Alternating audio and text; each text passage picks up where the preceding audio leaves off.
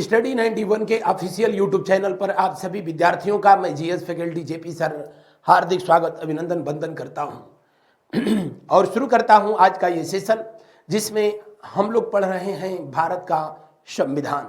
और आज की क्लास में हम लोग स्टडी करेंगे भारत की संसद यानी पार्लियामेंट। शुरू करें आज के इस सेशन को और आज का ये पहला सवाल आपके स्क्रीन के ऊपर। संसद जैसा कि आप जानते हैं किसी भी देश की शासन व्यवस्था को चलाने के लिए नए विधियों के निर्माण के लिए जिन प्रतिनिधियों की सभा होती है उसे संसद कहा जाता है। और भारत में संसद राष्ट्रपति राज्यसभा लोकसभा के द्वारा राज्यसभा लोकसभा और राष्ट्रपति से मिलकर बनती है, जिसका उल्लेख आर्टिकल 79 में किया गया है। यहां पूछ रहा है कि भारत की संघीय व्यवस्थापिका को किस नाम से जाना जाता है। भारत की संघीय व्यवस्थापिका को किस नाम से जाना जाता है? जी हां, भारत की संघीय व्यवस्थापिका को पार्लियामेंट के नाम से जाना जाता है, संसद के नाम से जाना जाता है।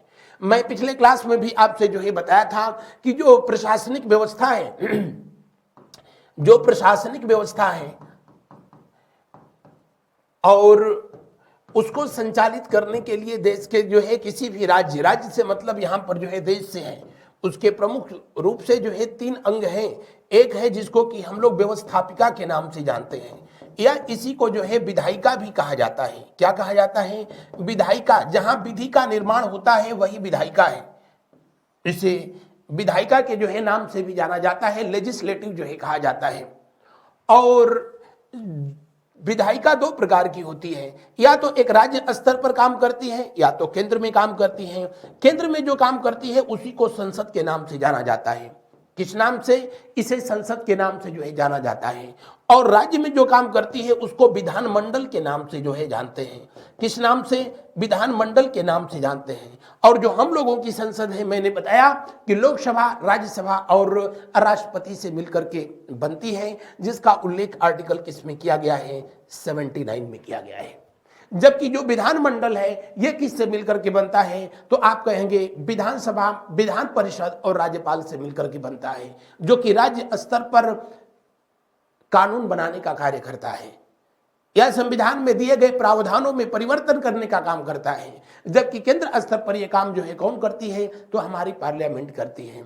यहां से बनाए गए जो नियम होते हैं उसको लागू करने का काम एग्जीक्यूटिव का होता है, यानी कार्यपालिका का होता है। और कार्यपालिका भी 2 प्रकार की होती है। एक कार्यपालिका जो कि केंद्र में काम करती है, यानी केंद्र सरकार जिसको हम लोग कहते हैं, और दूसरी कार्यपालिका जो कि राज्य में काम करती है, इसे राज्य सरकार के नाम से जाना जाता है। केंद्र की जो कार्यपालिका होती है उसमें राष्ट्रपति, उपराष्ट्रपति, मंत्रिपरिषद और महान्यायवादी सम्मिलित होता है। जबकि राज्य की जो कार्यपालिका होती है उसके अंतर्गत विधानमंडल, अगर विधान परिषद हो तो विधानसभा, विधान परिषद, या आप उसको इस प्रकार से कह सकते हैं कि वहां की मंत्रिपरिषद, राज्यपाल और एडवोकेट जनरल, वहां मिलकर के राज्य की कार्यपालिका निर्धारित होती है। और तीसरा इसका स्तंभ है जिसको हम लोग न्यायपालिका कहते हैं। और न्यायपालिका को हालांकि इससे स्वतंत्र रखा गया है आर्टिकल 50 के तहत, और यहाँ पर बनाए गए नियमों के अनुसार डिसीजन देने का काम किया जाता है, और वो हमारी न्यायपालिका के द्वारा किया जाता है। तो अपनी संघीय जो व्यवस्थापिका है उसको किस नाम से जानते हैं? संसद के नाम से जाना जाता है। और भारत की संसद किससे मिलकर के बनती है? किससे मिलकर के बनती है? तो आप कहेंगे कि राज्यसभा, लोकसभा और कौन सा? तो बेचारा अपना राष्ट्रपति जो कि देश का प्रमुख होता है। बढ़ते हैं अगले प्रश्न की ओर। अगला प्रश्न को देखा जाता है, भारतीय संसद के कितने सदन हैं? भारतीय संसद के कितने सदन हैं? भारतीय संसद के जी हां 2 सदन हैं। एक है जिसको कि हम लोग कहते हैं लोकसभा। क्या कहते हैं? लोकसभा। लोकसभा कहते हैं। और दूसरा जिसको कि हम लोग किस नाम से जानते हैं? राज्यसभा के नाम से जानते हैं। राज्यसभा को उच्च सदन कहा जाता है, अपर हाउस कहते हैं, और लोकसभा को निम्न सदन यानी लोअर हाउस के नाम से जाना जाता है। किस नाम से? लोअर हाउस यानी निम्न सदन के नाम से जो है जाना जाता है। और इनको याद रखने का जो है ये ट्रिक, लोकसभा का उल्लेख किसमें किया गया है? आप कहेंगे आर्टिकल 81 में किया गया है। राज्यसभा का उल्लेख किसमें किया गया है? तो आप कहें आर्टिकल 80 में किया गया है। हमारी संसद का जो है उल्लेख, भारतीय संसद का उल्लेख किस आर्टिकल में किया गया है? आर्टिकल 79 में किया गया है। संसदीय शासन व्यवस्था हम लोगों ने ब्रिटेन के संविधान से लिया है, इसमें कोई दो राय नहीं है। अब इसको कैसे याद कर सकते हैं? इसको किसी ने ये ट्रिक बनाया है, लेकिन अच्छा बनाया है। बहुतेरों को तो जिंदगी भर न भूले। स का मतलब है संसद, जिसका उल्लेख किसमें है? 79 में। र का मतलब है राज्यसभा, जिसका उल्लेख किसमें है?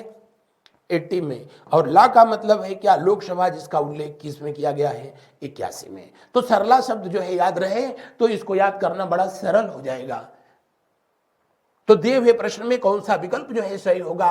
कितने सदन हैं? 2 सदन हैं। लेकिन कितने अंग हैं? तो 3 अंग हैं, लोकसभा, राज्यसभा, राष्ट्रपति। अगला प्रश्न को देखिए, संसद के किस सदन को प्रतिनिधि सभा कहा जाता है? प्रतिनिधि सभा का मतलब होता है कि देश के वयस्क नागरिकों के द्वारा चुने गए प्रतिनिधियों की सभा जो होती है वो प्रतिनिधि सभा होती है। और लोकसभा को ही प्रतिनिधि सभा के नाम से जाना जाता है। इसे अस्थायी सदन भी कहा जाता है। क्या कहते हैं? अस्थायी सदन कहते हैं। इसको जो है लोकप्रिय सदन कहते हैं। क्या? लोकप्रिय सदन कहा जाता है, लोकप्रिय सदन कहते हैं इसको। और किस नाम से जाना जाता है? और किस नाम से? प्रतिनिधि सभा के नाम से। इसे पावरफुल यानी शक्तिशाली सदन भी कहा जाता है, क्योंकि दोनों सदन में जो है सबसे अधिक पावरफुल होता है तो यही होता है। लोकसभा का कार्यकाल कितने साल का होता है? तो आप कहेंगे कि 5 वर्ष का होता है। कितने वर्ष का? 5 वर्ष का होता है। और लोकसभा के जो सदस्य होते हैं उनको किस नाम से हम लोग जानते हैं? तो MP कहते हैं, यानी जो है मेंबर ऑफ पार्लियामेंट कहते हैं। राज्यसभा के सदस्यों को भी मेंबर ऑफ पार्लियामेंट ही कहा जाता है। अंतर बस इस बात का है कि लोकसभा के सदस्य का कार्यकाल 5 वर्ष का और राज्यसभा के सदस्य का कार्यकाल 6 वर्ष का होता है। दिए हुए प्रश्न में कौन सा विकल्प सही होगा? पहला विकल्प जो है सही होगा। राज्यसभा, जिसके बारे में हर कोई जानता है, इसका उल्लेख जो है अनुसूची 4 में किया गया है। किसमें किया गया है? अनुसूची 4 में किया गया है। किस अनुच्छेद में किया गया? आप कहेंगे 80 में किया गया है। और यहाँ पर राज्यसभा यानी राज्यों के द्वारा जो है राज्यों के प्रतिनिधियों की ये सभा होती है, जो कभी समाप्त नहीं होती। और यह एक स्थायी सदन है जिसकी अधिक संख्या जो है 250 हो सकती है, लेकिन इस समय 245 है। बढ़ते हैं अगले प्रश्न की ओर। अगला प्रश्न को हम लोग देखते हैं। भारतीय संसद में शामिल है केवल लोकसभा, केवल राज्यसभा, केवल लोकसभा एवं राज्यसभा? बताने की जरूरत नहीं। लोकसभा, राज्यसभा और राष्ट्रपति, ये तीनों मिलकर के जो है भारत के संसद का जो है निर्माण करते हैं। भारत की संसद का उल्लेख बिल्कुल रट जाइए, किस आर्टिकल में किया गया है? 79 में किया गया है। लोकसभा का उल्लेख किसमें किया गया है? 81 में किया गया है। राज्यसभा का उल्लेख किसमें किया गया है? आर्टिकल 80 में किया गया है। राष्ट्रपति का उल्लेख किसमें किया गया है? आर्टिकल 52 में किया गया है। किसमें किया गया है? आर्टिकल 52 में जो है इसका उल्लेख किया गया है। बढ़ते हैं अगले प्रश्न की ओर। संसदीय शासन व्यवस्था हम लोगों ने ब्रिटेन के संविधान से लिया है। भारतीय संसद के कितने अंग हैं? जी 3 अंग हैं। और कौन कौन से? तो लोकसभा, उसके बाद कौन सा? राज्यसभा, और कौन सा? तो जो है प्रेसिडेंट यानी राष्ट्रपति। अगले प्रश्न को जो है देखा जाता है, प्रश्न संख्या 6 देखिए। भारतीय संसद के किस अनुच्छेद में कहा गया है कि संघ के लिए एक संसद होगी और राष्ट्रपति और 2 सदनों से मिलकर के बनी होगी? दिए हुए प्रश्न का कौन सा विकल्प होगा? दिए हुए प्रश्न का दूसरा विकल्प 100% जो है सही होगा। आर्टिकल 79 में इस तथ्य का उल्लेख किया गया है कि संघ के लिए, संघ जैसा कि आप जानते हैं आर्टिकल 1 में ही कहा गया है कि भारत जो है विभिन्न राज्यों का एक जो है संघ है और संघ के लिए एक संसद होगी जो राष्ट्रपति और दोनों सदनों से मिलकर के बनेगी। बढ़ते हैं अगले प्रश्न की ओर। अगला प्रश्न को देखिए। निम्नलिखित कथनों में कौन सही है? लोकसभा भारतीय जनता की प्रतिनिधि सभा है, राज्यसभा संसद का उच्च सदन है, राज्यसभा राज्यों का प्रतिनिधित्व करता है। जी हाँ, अनुसूची 4 में इसका जो है उल्लेख भी किया गया है। किसका किया गया है? जी हाँ, अनुसूची 4 में जो है इसका उल्लेख किया गया है। और दिए हुए प्रश्न में जो है कौन सा विकल्प सही है? दिए हुए प्रश्न में अंतिम विकल्प जो है 100% सही है। अगला प्रश्न को देखिए, संसद की संप्रभुता प्रतिबिंबित होती है भारत के राष्ट्रपति की शक्तियों से, न्यायिक समीक्षा से, विपक्षी दल के नेताओं से, भारत के प्रधानमंत्री की शक्तियों से।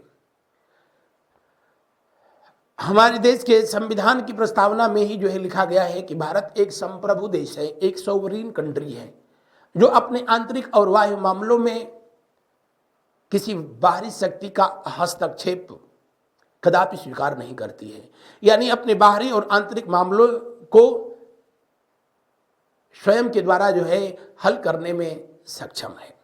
लिखा भी गया है, हम भारत के लोग भारत को एक संपूर्ण प्रभुत्व संपन्न, यानी संप्रभु, ये प्रतिबंधित है, इसकी संप्रभुता जो है, संसद की जो है संप्रभुता को जो है प्रतिबंधित किया गया है। किसके द्वारा किया गया है? न्यायिक समीक्षा से जो है किया गया है। और ये अधिकार जो है किसको प्राप्त है? तो आप कहेंगे कि न्यायपालिका को जो है प्राप्त है। किसको प्राप्त है? न्यायपालिका को जो है प्राप्त है। संसद संविधान के किसी भाग में संशोधन करने के लिए जो है स्वतंत्र है। संसद कानून बनाने के लिए जो है स्वतंत्र है, लेकिन कभी भी ऐसा कानून या कोई ऐसा संशोधन नहीं किया जा सकता जो देश के संविधान के मूल ढांचे में जो है परिवर्तन कर सके, उसके बेसिक स्ट्रक्चर में चेंजेस कर सके। ऐसा कोई भी जो है लॉ एंड ऑर्डर नहीं जो है हमारी गवर्नमेंट जारी कर सकती है, और नहीं जो है इस तरीके का कोई जो है विधि का निर्माण कर सकती है, कानून बना सकती है। आधारभूत ढांचा यानी बेसिक स्ट्रक्चर का सिद्धांत, जैसा कि आप जानते हैं, केशवानंद भारती के मामले में 24 अप्रैल 1973 को आया था। अगला प्रश्न को हम लोग देखते हैं, प्रश्न संख्या 9। साधारण विधेयक से संबंधित गतिरोध को दूर करने के लिए संसद के दोनों सदनों की संयुक्त बैठक कौन बुलाता है?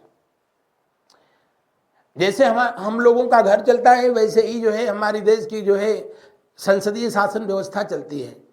अब उच्च सदन और निम्न सदन, इन दोनों में किसी बात को लेकर के मतभेद हो जाए, जैसे घर में दो भाई हैं, बड़का भैया छोटका भैया, अगर उन दोनों में किसी बात को लेकर मतभेद हो जाए तो पिताजी राष्ट्रपति की भूमिका निभाते हैं और दोनों को बुला करके और एक साथ बैठा करके और फिर उस मतभेद को जो है समाप्त करने का प्रयास करते हैं। और वो घर पे जो संयुक्त अधिवेशन होता है उसकी अध्यक्षता अमूमन माता श्री करती हैं कि यू कहुए या वो कहुए। अपने संसदीय शासन व्यवस्था में भी यही व्यवस्था है। जब उच्च सदन और निम्न सदन यानी राज्यसभा और लोकसभा, अपर हाउस और लोअर हाउस में किसी बात को लेकर के मतभेद, अब यहाँ बात क्या हो सकती है? तो यहाँ बात जो हो सकती है वो विधेयक हो सकता है, बिल हो सकता है। और कौन सी बिल?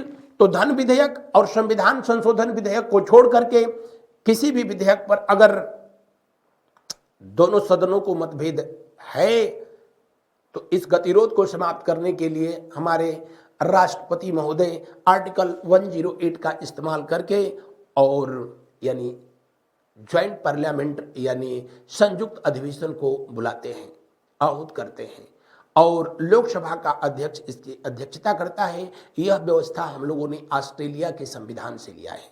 किस देश के संविधान से? ऑस्ट्रेलिया के संविधान से लिया है। तो दिए हुए प्रश्न में कौन सा विकल्प जो है सही होगा?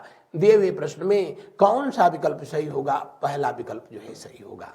संयुक्त अधिवेशन जो है इसका उल्लेख किस आर्टिकल में किया गया? 108 में जो है किया गया। और किस देश के संविधान से इसे लिया गया है? ऑस्ट्रेलिया के संविधान से लिया गया है। किस देश के संविधान से? ऑस्ट्रेलिया के संविधान से। जब भी संयुक्त बैठक जो है आयोजित होती है तो इसकी अध्यक्षता कौन करता है? लोकसभा स्पीकर करता है। इस बात को जो है हमेशा याद रखेंगे। बढ़ते हैं अगले प्रश्न की ओर, और अगले प्रश्न को हम देखें उससे पहले बता दें कि धन विधेयक यानी जिसको हम लोग मनी बिल कहते हैं, और संविधान संशोधन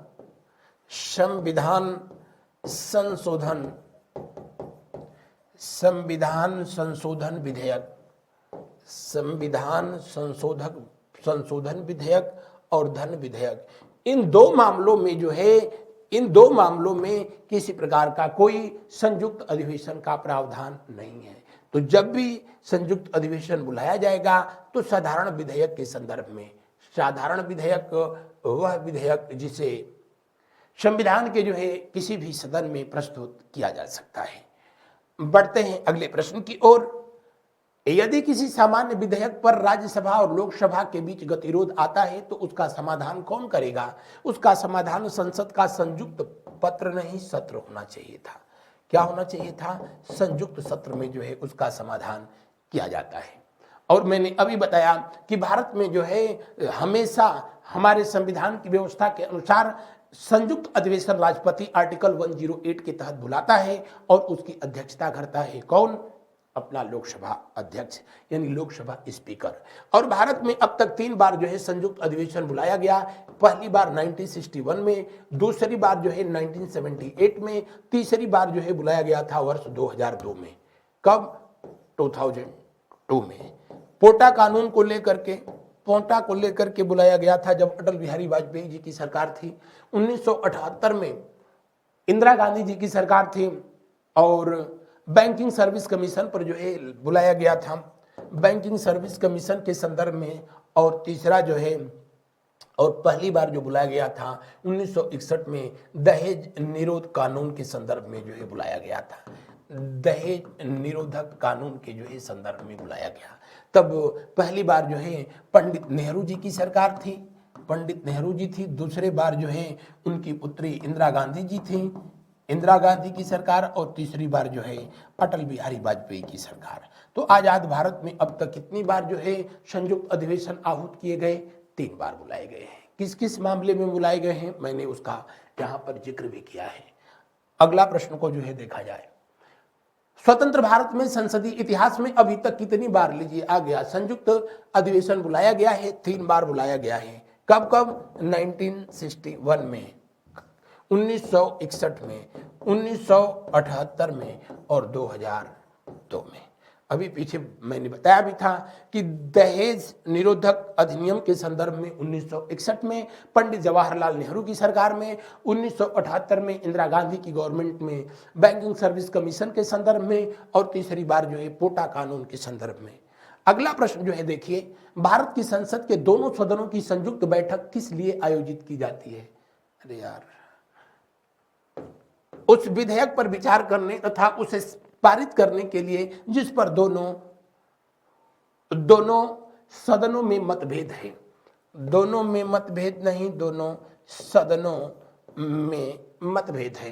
तो दिए हुए प्रश्न का कौन सा विकल्प सही होगा? अंतिम विकल्प 100% सही होगा।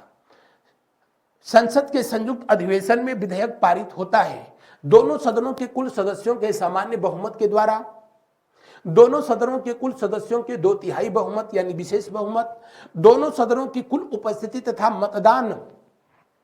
मतदाता सदस्यों के सामान्य बहुमत के द्वारा, दोनों सदनों की कुल उपस्थिति तथा मतदाता सदस्यों के 2/3 बहुमत। हमेशा दोनों सदन यानी लोकसभा और राज्यसभा के कुल उपस्थित यानी जितने सदस्य उपस्थित होते हैं तथा मतदान करने वाले जो सदस्य होते हैं उनके सामान्य बहुमत के द्वारा यहाँ पर विधेयक को पारित किया जाता है, बिल पारित हो जाता है। संविधान संशोधन प्रस्ताव के संबंध में दोनों सदनों में मतभेद होने की स्थिति में लोकसभा की इच्छा अनुसार पारित होता है, राज्यसभा की इच्छा अनुसार पारित होता है। दोनों बात गलत है। संयुक्त अधिवेशन में फैसला होता है, फैसला होगा या फिर प्रस्ताव गिर जाएगा। अब संयुक्त अधिवेशन, पहली बात को संविधान संशोधन प्रस्ताव के संदर्भ में संयुक्त अधिवेशन का प्रावधान है ही नहीं, इसका प्रावधान नहीं है। संयुक्त अधिवेशन नहीं बुलाया जाएगा। तो दोनों सदनों में इसको बारी बारी से विशेष बहुमत से पारित कराया जाता है जब संविधान संशोधन का मामला हो, और उसके बाद आधे से अधिक राज्यों के विधानमंडल में भी इसको पास कराना पड़ता है। और नहीं तो फिर वो प्रस्ताव जो है क्या हो जाता है, गिर जाता है। तो चूंकि जो ऑप्शन दिया है उसके अनुसार डी विकल्प जो है सही होगा। अगला प्रश्न देखिए, संसद की कार्यवाही सूची में प्रथम विषय होता है।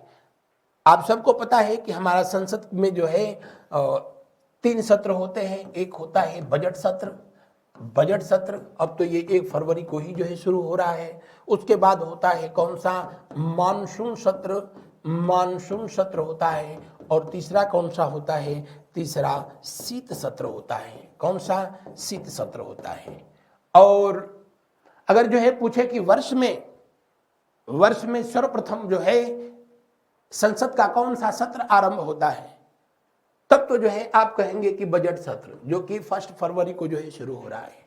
लेकिन पूछे कि फाइनेंशियल ईयर में तो हमारा फाइनेंशियल ईयर कब से पड़ता है, तो आप सबको पता है कि हमारा फाइनेंशियल ईयर, हमारा नहीं आपका भी, 1 अप्रैल से लेकर के जो है कब तक, 31 मार्च तक जो है पड़ता है। और इसके अंतर्गत जो है अगर आपसे पूछें कि किसी भी फाइनेंशियल ईयर में सबसे पहला जो है सत्र होता है संसद का कौन सा होता है, तब उस प्रश्न का जो है सही उत्तर होगा, कौन सा, मानसून सत्र जो है पहला होता है। बढ़ते हैं अगले प्रश्न की ओर। अगला प्रश्न को जो है देखते हैं। ओहो, यहाँ जो है पूछ रहा है वैसे तो जो है बजट सत्र जो शुरू होता है फरवरी में, तो जो है चर्चा शुरू होती है, उस पर जो है मई तक डिस्कशन होता है। लेकिन अगर सत्र को आरंभ करने की अगर जो है बात किया जाए तो किसी भी फाइनेंशियल ईयर में यही जो है पहले शुरू होगा, क्योंकि ये तो पिछले फाइनेंशियल ईयर में ही जो है फरवरी में ही शुरू हो चुका है। बढ़ते हैं अगले प्रश्न की ओर। अब ऐसे यहाँ पर जो है पूछा जा रहा है कि संसद की कार्यवाही की सूची का प्रथम विषय क्या है। यहाँ कहना ये चाहता है कि संसद की जब कार्यवाही जो है शुरू होती है तो सबसे पहले 11 से 12 के बीच में, 11 से 12 के बीच में ये क्वेश्चन आवर होता है, प्रश्नकाल होता है।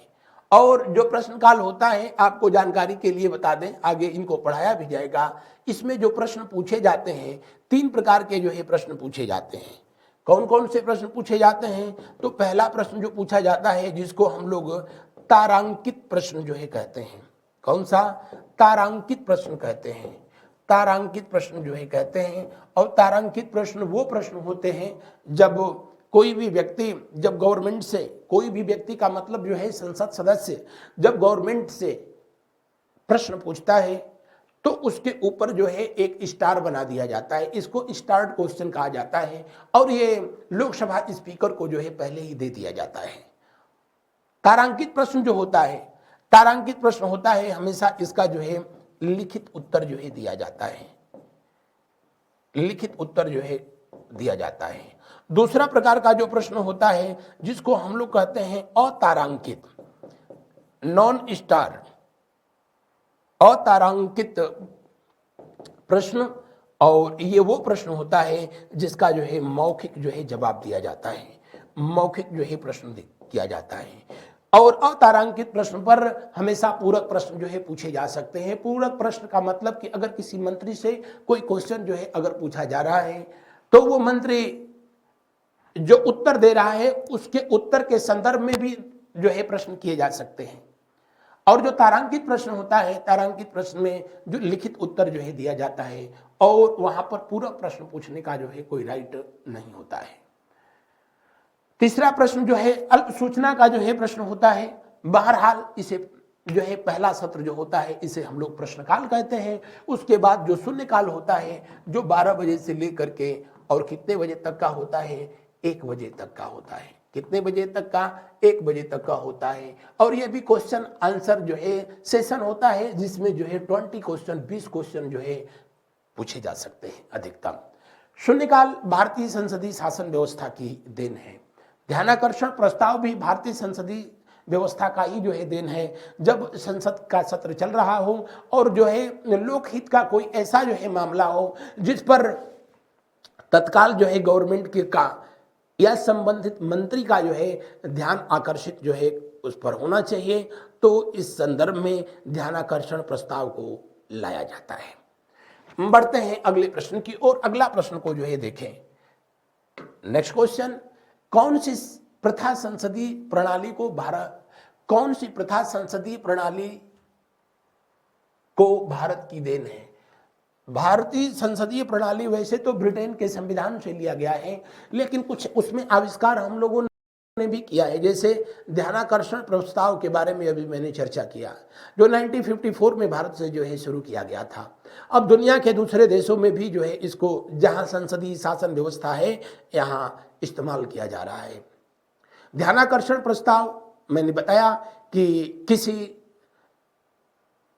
राष्ट्रहित के विशेष मामले में अगर जो है कोई संसद सदस्य संबंधित मंत्री का ध्यानाकर्षण चाहता है, उसका जो है आप कह लें कि विचार जानना चाहता है या उससे संबंधित जो है सवाल करना चाहता है, तो ध्यानाकर्षण प्रस्ताव ला सकता है। जैसे संसद का सत्र जो है चल रहा हो और बजट पे चर्चा चल रही थी, लेकिन उधर चाइना के द्वारा जब लद्दाख वाले मामले, लद्दाख में चाइनीज सैनिकों का जो है अतिक्रमण हुआ, तो तत्काल प्रभाव से देश के रक्षा मंत्री महोदय का उस पर विचार, उनकी जो है अभिव्यक्ति को जो जानने का प्रयास किया गया। हालांकि ध्यानाकर्षण प्रस्ताव लाया नहीं गया था, उससे पहले ही सरकार ने जो है उस पर अपनी सफाई जो है दिया था। तो इस तरह के जो है मामले भारत सरकार की संसदीय व्यवस्था की ये देन है। शून्यकाल भी भारत के संसदीय व्यवस्था का ही देन है। यहाँ चूंकि शून्यकाल को दिया है, तो दिए हुए प्रश्न का जो है शून्यकाल, ये मीडिया के द्वारा दिया गया नाम है। दोपहर में 12 बजे से लेकर के 1 बजे तक का समय होता है, और शून्यकाल के दौरान जो है अधिकतम कितने प्रश्न जो है क्वेश्चन किए जा सकते हैं, 20 क्वेश्चन किए जा सकते हैं, और इन सभी प्रश्नों का जवाब मौखिक रूप से जो है दिया जाता है। स्थगन प्रस्ताव क्या होता है? स्थगन प्रस्ताव जब संसद का सत्र जो है चल रहा हो और देश के अंदर कोई ऐसी जो है घटना, दुर्घटना जो है हुई, या कोई ऐसा राष्ट्रहित का, लोकहित का जो है मामला हो कि वर्तमान जो व्यवस्था, वर्तमान जो सत्र चल रहा है, उसमें जो है कार्यवाही को स्थगित करके और उस विशेष विषय वस्तु पर जो है चर्चा किया जाए। जैसे आप लोगों ने संभवतः याद होगा, वर्ष 2011 का जो वो दौर था, जब अन्ना हजारे रामलीला मैदान में बैठ करके रामलीला शुरू किए, तो उस समय की तत्कालीन मनमोहन सरकार के जो है विरुद्ध स्थगन प्रस्ताव जो है लाया गया था। हालांकि जब स्थगन प्रस्ताव जो है लाया जाता है, तो ये सरकार के लिए थोड़ी सी शर्मिंदगी की बात होती है। हालांकि उसकी वजह से जो है सरकार को त्यागपत्र देना नहीं पड़ता है।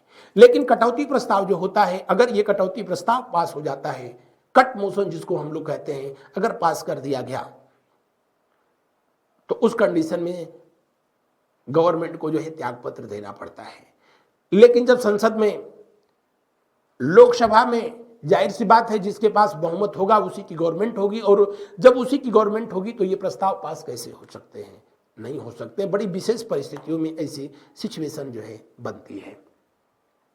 बढ़ते हैं अगले प्रश्न की ओर। अगला प्रश्न, संसद की किसी सदस्य की सदस्यता तब समाप्त समझी जाती है यदि वह बिना सदन को सूचित किए हुए कितने दिन लगातार 2 महीना पट्टा गायब रहे। तो ऐसे कंडीशन में लोकसभा अध्यक्ष के द्वारा उस संसद सदस्य को या फिर राज्यसभा की अगर ये घटना है तो उपराष्ट्रपति के द्वारा, यानी राज्यसभा के सभापति के द्वारा उस संसद सदस्य की सदस्यता समाप्त कर दी जाती है। जैसे सुब्रमण्यम स्वामी लगातार 60 दिन गायब रहे तो उनकी संसद सदस्यता चली गई थी। ऐसे ही लोकसभा में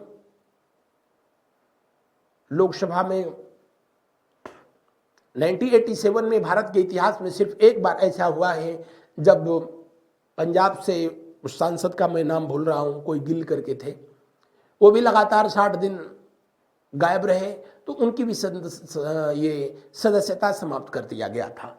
दिए हुए प्रश्न का कौन सा विकल्प सही होगा? पहला विकल्प जो है 100% सही है। एक वर्ष में कम से कम कितनी बार संसद की बैठक होना आवश्यक है? कम से कम 2 बार। कितनी बार?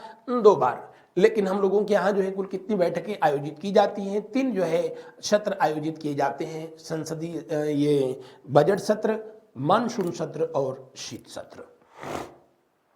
अगला प्रश्न को देखिए, निम्न विधेयकों में से एक भारतीय संसद के दोनों सदनों द्वारा अलग अलग विशेष बहुमत से पारित होना आवश्यक है।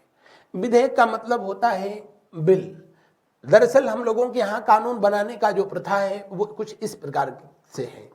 जो नया कानून या किसी कानून में जो है संशोधन की अगर जो है जरूरत हो तो सबसे पहले जो संसद में सफेद चिट्ठा जो है प्रस्तुत किया जाता है वही बिल है, वही विधेयक है।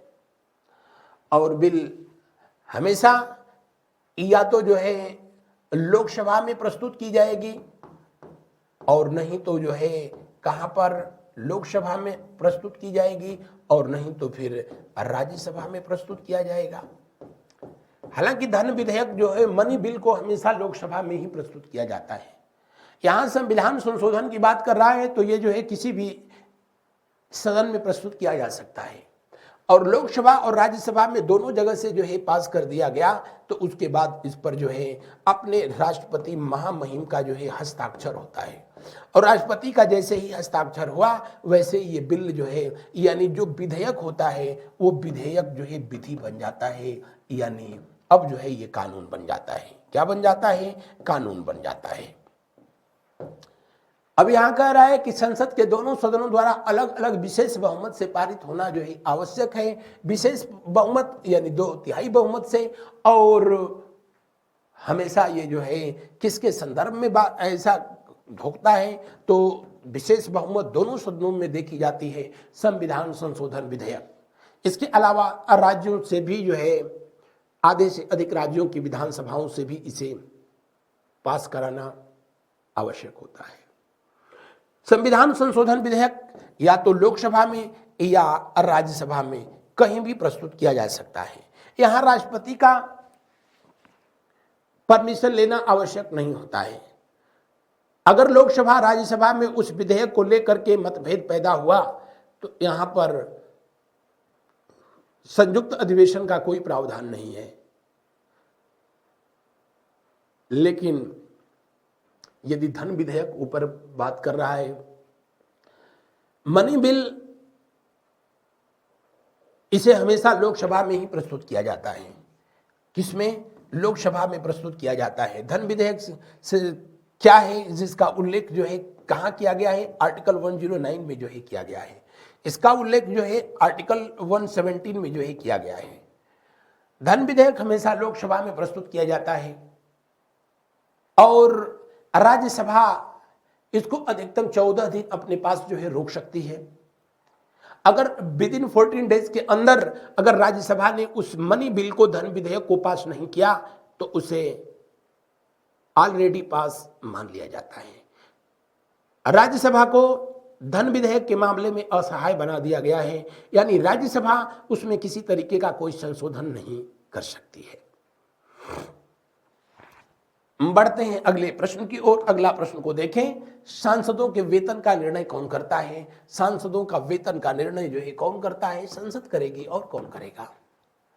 सांसदों के वेतन का निर्णय किसके द्वारा जो है किया जाता है?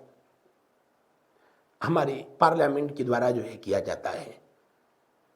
और बहुत सारी बातें हैं, बताने की जो है जरूरत नहीं। सिर्फ अपने क्षेत्र के विकास करने के लिए हमारे देश में एक सांसद को 5 करोड़ रुपया मिलता है प्रतिवर्ष।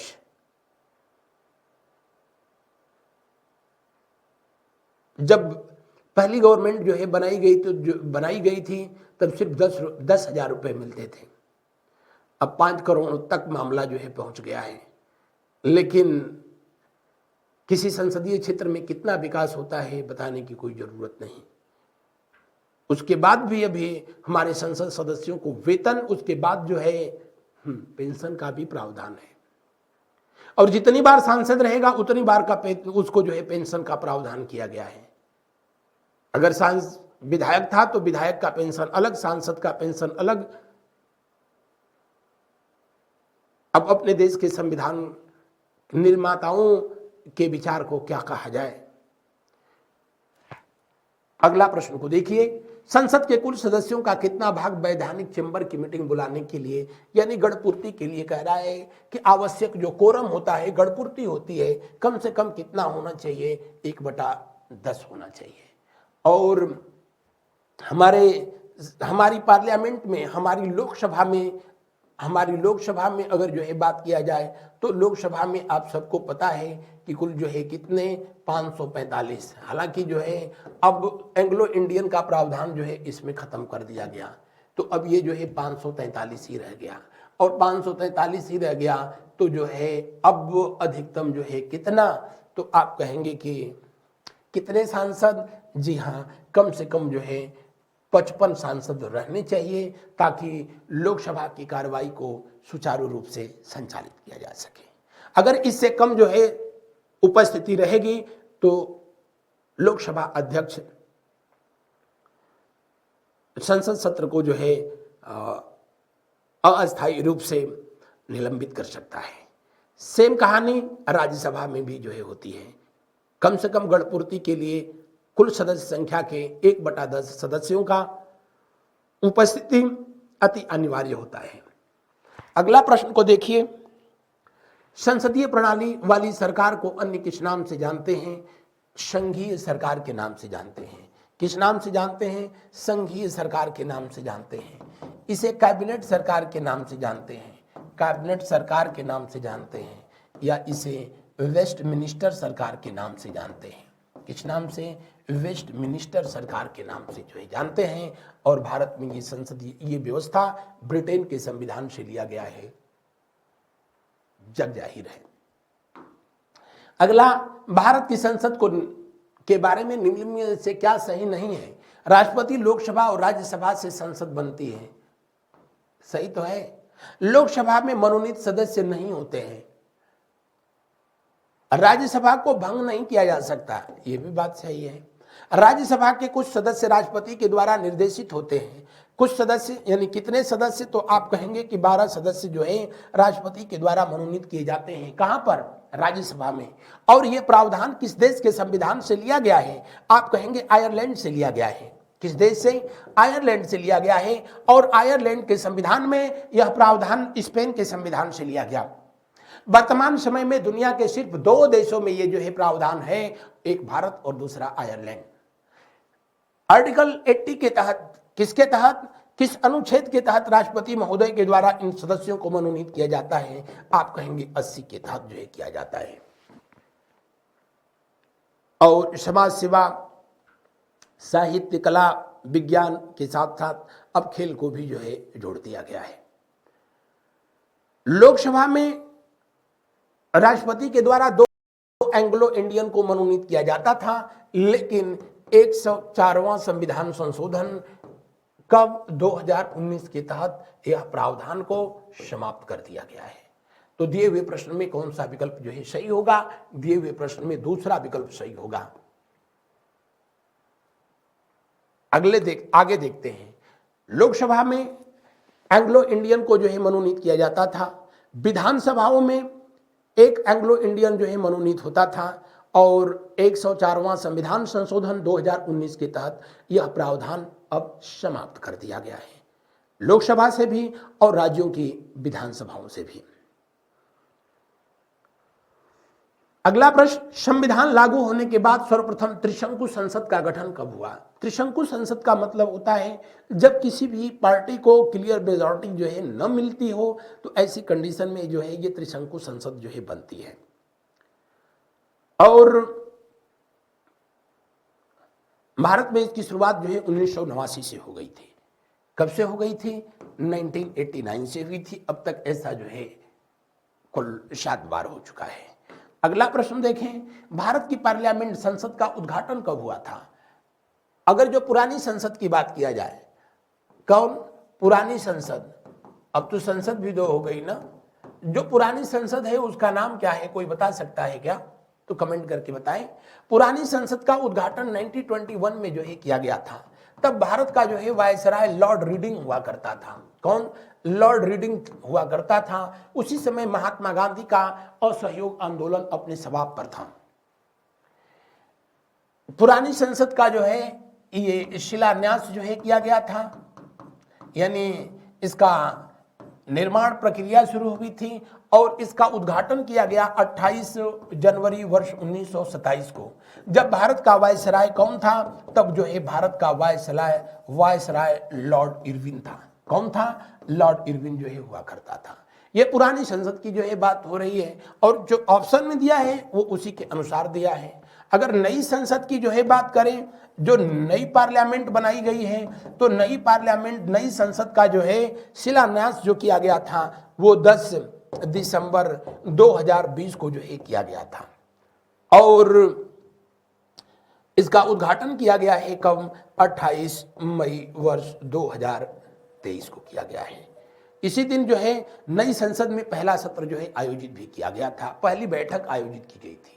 संसद के दोनों सत्रों का सत्रावसान कौन करता है? हमेशा राष्ट्रपति के द्वारा जो है किया जाता है। किसके द्वारा? राष्ट्रपति के द्वारा जो है किया जाता है। लोकसभा भंग भी राष्ट्रपति के द्वारा ही किया जाता है, लेकिन वो मंत्रिपरिषद की सलाह पर किया जाता है। राज्यसभा कभी भंग नहीं होती है। संसद के किन सदनों को गैर सरकारी सदस्य संसद के किन सदस्यों को गैर सरकारी सदस्य कहा जाता है? विरोधी दल के सांसद? जी नहीं, मंत्री के अलावा अन्य प्रत्येक सांसद। मंत्री के अलावा अन्य प्रत्येक सांसद को जो है क्या कहा जाता है? इसे गैर सरकारी सदस्य कहा जाता है। हमारे देश में की जो मंत्री परिषद है उसमें कौन कौन मंत्री होते हैं? तो आप कहेंगे कि कैबिनेट मंत्री जो अपने अपने विभागों के विभागाध्यक्ष होते हैं और इनको सलाह देने के लिए जो होते हैं उनको राज्य मंत्री कहते हैं। क्या कहते हैं? राज्य मंत्री। और राज्य मंत्री को सलाह देने वाले जो होते हैं वो उपमंत्री कहलाते हैं, स्वतंत्र प्रभार जो है कहे जाते हैं। और ये सब जो है किसको सलाह देते हैं? तो प्रधानमंत्री को जो है सलाह देते हैं और इनसे मिलकर के ही जो है हमारे देश की मंत्रिपरिषद का गठन किया जाता है। सिर्फ मंत्रिमंडल की बात किया जाए तो प्रधानमंत्री और कैबिनेट मंत्री जो मिलकर के जो है ये मंत्रिमंडल का गठन करते हैं। यानी प्रधानमंत्री सहित जो है जो कैबिनेट मंत्री होते हैं उनको मंत्रिमंडल कहा जाता है और मंत्रिमंडल शब्द का उल्लेख सिर्फ आर्टिकल 352 में जो है किया गया है। और प्रधानमंत्री, कैबिनेट मंत्री, राज्य मंत्री, उप मंत्री, इन सबको सम्मिलित रूप से जो है क्या कहा जाता है? तो इन सबको सम्मिलित रूप से मंत्रिपरिषद कहा जाता है। मंत्रिपरिषद। और मंत्रिपरिषद जो है का प्रमुख जो होता है प्रधानमंत्री होता है और वास्तविक शक्तियां इसी के पास होती हैं। अगला प्रश्न, भारत सरकार के निर्णयानुसार संसद का एक सदस्य अपने क्षेत्र के विकासात्मक कार्यों हेतु कितनी राशि खर्च कर सकता है? 5 करोड़ करता है। एक सदस्य अपने क्षेत्र के जो है विकास के लिए 5 करोड़ जो है उसको रुपया मिलता है। जबकि पहली जो संसद 1952 में जब जो है पहला संसद का गठन हुआ तब जो है सिर्फ 10,000 रुपया जो है दिया जाता था, लेकिन तब उस 10,000 का बहुत महत्व था। किसी संसद सदस्य की अयोग्यता के संदर्भ में निर्णय कौन करता है? किसी संसद सदस्य की जो है अयोग्यता के संदर्भ में निर्णय लोकसभा में अध्यक्ष करता है, राज्यसभा में सभापति करता है। तो दिए हुए प्रश्न का कौन सा विकल्प सही होगा? दूसरा विकल्प। लोकसभा में हमेशा जो है स्पीकर इसमें डिसीजन लेता है, जबकि राज्यसभा में हमेशा जो है सभापति यानी जो है उपराष्ट्रपति। आज का अंतिम प्रश्न, भारत की संचित निधि से धन निर्गमन पर किसका नियंत्रण होता है? सदैव संसद का नियंत्रण होता है। अगली क्लास में मिलूंगा तो आपको बताऊंगा कि जो है संचित निधि, आकस्मिक निधि, कौन कौन सी निधियां हैं, उनका उल्लेख किस आर्टिकल में किया गया है, धन वहां से प्राप्त करने का क्या प्रावधान है, उस पर जो है बाकायदे एक अलग से क्लास ही होगी। आज के सेशन में जो है सिर्फ इतना ही। हमारी संस्था के द्वारा ये जारी की गई पुस्तकें जिनको प्राप्त करने के लिए दिए हुए नंबरों पर आप जो है कॉल कर सकते हो। और इस क्लास का जो है PDF प्राप्त करने के लिए आप हमारी संस्था का जो है टेलीग्राम चैनल या फिर मेरा व्यक्तिगत टेलीग्राम चैनल GS गुरु JP सर को जो है आप ज्वाइन कर सकते हैं। आज बस इतना ही। मिलते हैं हम लोग अगले क्लास में अगले टॉपिक के साथ। Thank you so much. धन्यवाद मेरे साथ बने रहने के लिए और good night to all of you. शुभ रात्रि, शुभ रात्रि, शुभ रात्रि।